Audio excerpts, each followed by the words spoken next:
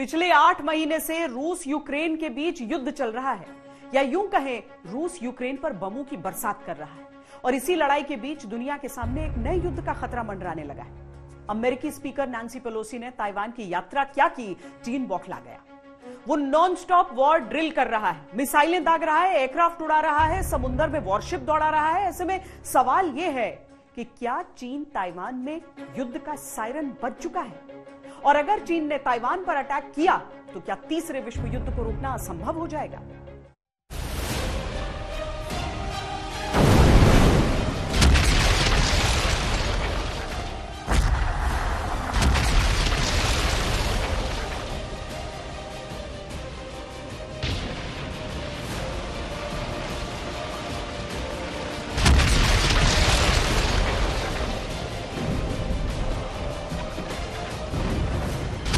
वो जगह है जहां 1949 से चीन और ताइवान के बीच गोलाबारी हो या फिर तनातनी रुक रुक कर होती रही है।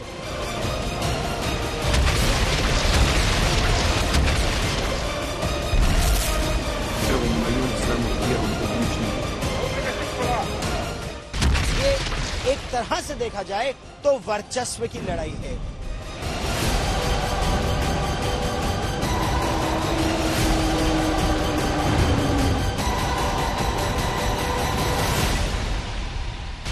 आज तक भारत का इकलौता टेलीविजन चैनल है जो किनमेन आइलैंड तक पहुंचा है। चौधराहट के गुरूर में ताइवान पर लगातार आक्रामक है चीन।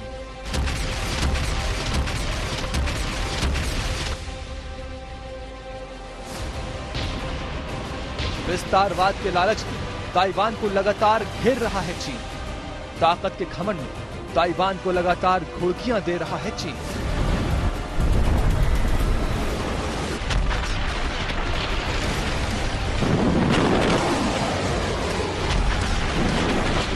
धमकियों और बार बार सम्मान और संप्रभुता को चुनौती देती चीन की कोशिशों से ताइवान का सब्र चुक गया है। स्वाभिमान को समेटते हुए ताइवान ने तय कर लिया कि चीन का इरादा अगर जंग का है तो जंग ही से।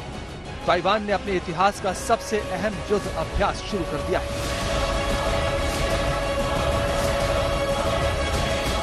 चीन और ताइवान के बीच बढ़ते तनाव के मद्देनजर एक बहुत बड़ा युद्धाभ्यास इस समय यहाँ पर किनमेन आइलैंड में चल रहा है और यहाँ पर इस समय लगभग 4000 ताइवान के सिपाही और नौसैनिक हैं। ताइवान के एंटी मिसाइल सिस्टम से लेकर लड़ाकू विमान तैयार है। एंटी एयरक्राफ्ट और anti ballistic defence missile system है जिन्हें ताइवान ने बेहद सुरक्षित स्थानों पर तैनात कर रखा है। ये चीन की बैलिस्टिक मिसाइलों को इंटरसेप्ट कर तुरंत तबाह कर सकते हैं। चीन को समुद्री सीमा से पहले रोकने का इंतजाम भी ताइवान ने कर रखा है। तैयारी माइंस बिछाने की, ताकि समंदर में ही चीनी नौसेना के जहाजों का बेड़ा गर्क किया जा सके।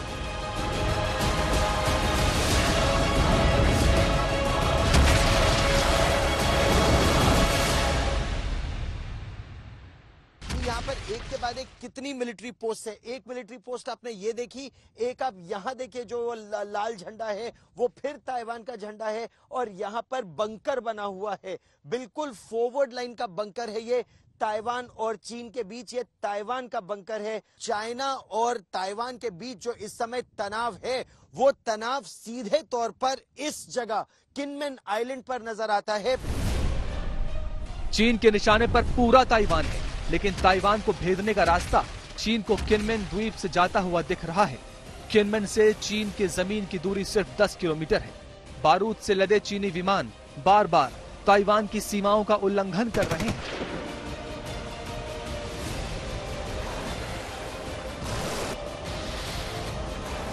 चीन के जो युद्धपोत है वो यहाँ से बहुत ज्यादा दूर नहीं है। वो लगातार यहाँ गश्त लगा रहे हैं। जब युद्धपोत नहीं आते तो चीन के सिविल जहाज जिसमें पीएलए के सिपाही रहते हैं वो भी यहाँ पर लगातार गश्त लगाते रहते हैं, डराने धमकाने की साजिश रचते हैं।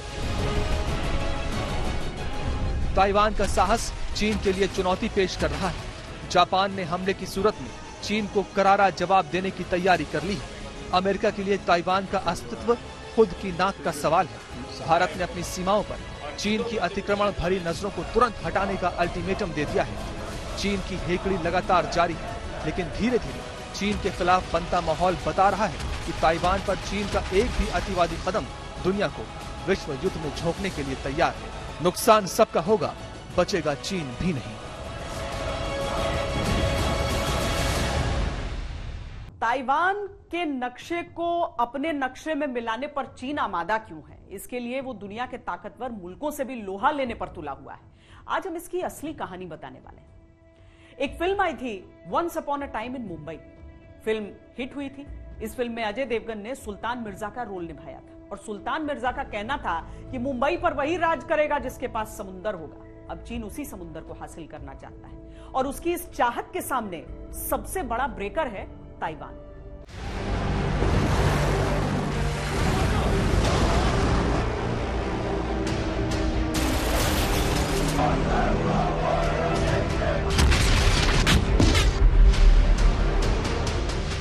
चीन और ताइवान के बीच की पूरी कहानी कह रहा है ये संवाद। राज वही करता है जो समंदर का सिकंदर होता है।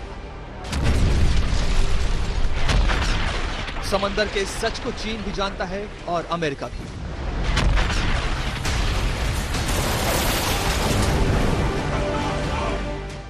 अमेरिकी इतिहासकार अल्फ्रेड थायर महन ने 19वीं सदी के शुरुआत में अपनी सी थ्योरी में बता दिया था कि भविष्य में दुनिया का सबसे बड़ा खिलाड़ी वही होगा जो समंदर पर राज करेगा।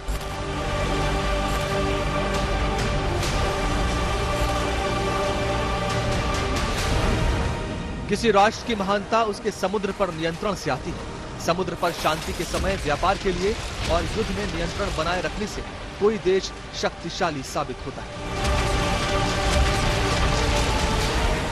ये चीन भी जानता है और समझता है कि अमेरिकी नौसेना दुनिया में सबसे शक्तिशाली है और वो इसलिए क्योंकि दुनिया में समंदर के सारे रास्तों पर अमेरिका की पहरेदारी है। दुनिया के किसी भी देश में अमेरिकी नेवी से मुकाबला करने की ताकत है और यही ताकत चीन भी हासिल करना चाहता है। लेकिन चीन के लिए मुश्किल ये है कि अमेरिका के सामने तो सबने सरेंडर कर दिया है और चीन से छोटे छोटे से मुल्क भी मुकाबला करने के लिए तैयार बैठे हैं।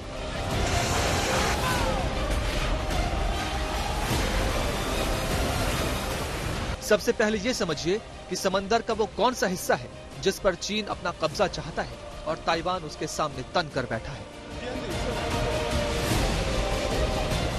साउथ चाइना सी से चीन समेत 10 देशों की सीमाएं लगती हैं। इनमें चीन, Taiwan, Philippines, Indonesia, Brunei, Singapore, Malaysia, Thailand, Cambodia और वियतनाम शामिल हैं। इनमें से कुछ मुल्कों के साथ चीन का झगड़ा भी हो चुका है क्योंकि ड्रैगन इस समंदर के लगभग 90% हिस्से पर अपना दावा करता है। चीन समंदर के भीतर मजबूत नींव डालकर वहां कृत्रिम द्वीप बनाना चाहता है और अमेरिका ताइवान के कंधे पर बंदूक रखकर इसका कड़ा विरोध कर रहा है। अमेरिका का कहना है कि इससे ताइवान के पर्यावरण को बड़ा नुकसान होगा। चीन दक्षिण चीन सागर में भी लगातार अपना दबदबा बढ़ाने की कोशिश कर रहा है और पिछले कई वर्षों में चीन ने इस क्षेत्र में न केवल कृत्रिम द्वीप बनाए हैं बल्कि कुछ द्वीपों को और बड़ा भी किया है और वहां सैन्य ठिकाने बना लिए हैं। इसकी एक वजह यह भी है कि एक आकलन के मुताबिक दक्षिण चीन सागर के गर्भ में कुदरत का खजाना छिपा है।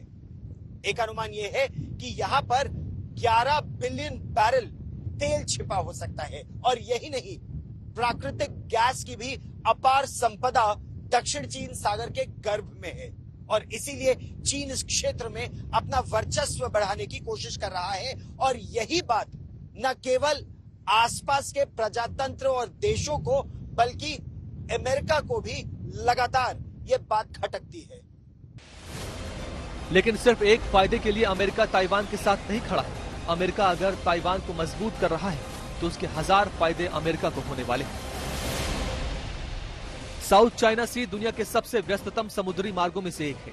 दुनिया में होने वाले व्यापार का 80% हिस्सा सी रूट से होता है, जबकि इस कारोबार का 1/3 साउथ चाइना सी से होकर गुजरता है। इसी कारोबार पर चीन और अमेरिका दोनों की नजर है। साउथ चाइना सी पर कब्जा करके चीन दक्षिण पूर्व एशिया में अपना दबदबा बढ़ाना चाहता है और चीन के सामने जो भी खड़ा होता है अमेरिका उसकी बोली बोलता है। इस इलाके में ताइवान इस रूट का सबसे ज्यादा इस्तेमाल करता है और चीन इस रूट पर कब्जा करके ताइवान के कारोबार को कंट्रोल करना चाहता है और अमेरिका ये हरगिज नहीं चाहता। चीन हर हाल में यहां से अमेरिका को खदेड़ना चाहता है, इसीलिए ताइवान से उलझने के लिए भी तैयार है। अब आप इतना तो समझ गए होंगे कि समंदर पर राज करने का मतलब क्या होता है, आर्थिक तरक्की भी और ताकत भी। अब सबको एहसास हो चुका है कि आर्थिक और सामरिक तौर पर साउथ चाइना सी कितना खास है। जो इस इलाके के समंदर पर राज करेगा वो एशिया का बॉस होगा, और बिग बॉस बनने से अगर साउथ चाइना सी में चीन को कोई रोक रहा है तो कतार में सबसे आगे ताइवान खड़ा है।